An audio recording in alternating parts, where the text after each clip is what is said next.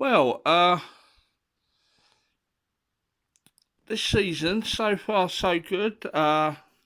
We started off a bit sluggish, and there are a few games that we drew that we should have won. A few games we lost we should have won. But in the recent weeks, we've been doing well. We had all that controversy over whether Mourinho should leave uh, Rooney in or not, and all right, he's slowing down a bit and he's getting on a bit, but his work rate is still top notch. Uh, he's had a few goal assists. Uh, when we bought, when we got Slatan Abramovich on loan, uh, when he started off, I thought, well, why did we buy him? And he didn't have a very good European Championship. He didn't impress me. Uh, but he's done really well. And Pogba,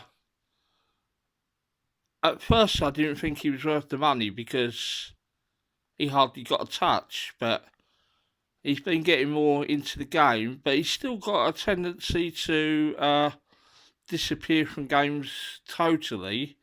Uh, but let's hope he blends in all right.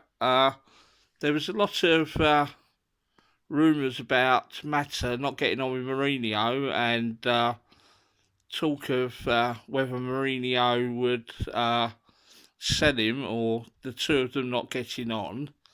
And also Mourinho, he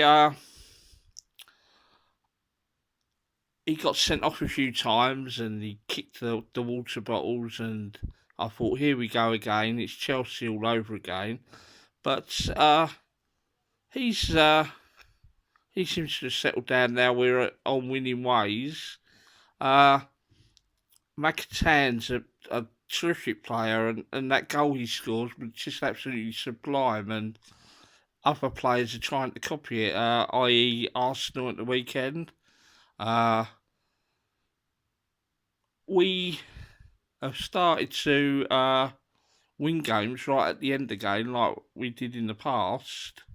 So that's a good thing.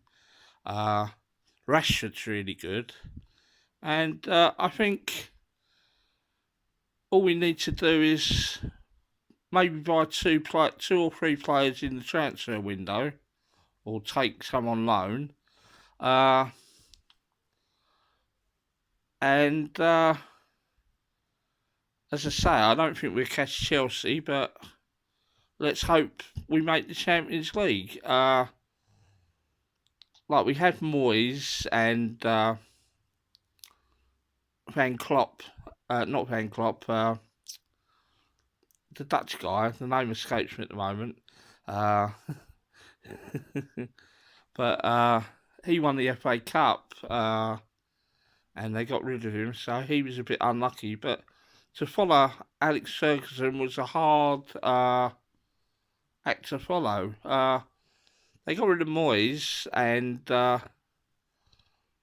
team had really improved towards the end of his tenure, and he was only given 10 months, and they decided he wasn't the guy that they wanted to give the transfer pot to. Uh, and he was a marvellous coach at Everton, and he didn't turn into a bad coach overnight. Uh, my only criticism of him was that he was advised by Alex Ferguson not to get rid of the coaching staff and to keep Mike Phelan, because he knew Man United like the back of his hand, and he'd been like a coach and assistant manager. So he was advised to keep him, but he ignored that and brought his own guys in. Uh, there was rumours of him not getting on with the players and the players not wanting to play for him, and also rumours that he didn't get on with Rooney because he'd sold him to Manchester United, and then he became his manager again. Uh, there was a lot of stick about Fellaini, but once he blended in, he was doing all right. And yeah, he wasn't given much of a chance, and you can't really judge him on him now at Sunderland because he hasn't really got the resources there, and he's got a load of players that are towards their end of their careers that come from elsewhere, i.e., John O'Shea, uh, Sahar, and Darren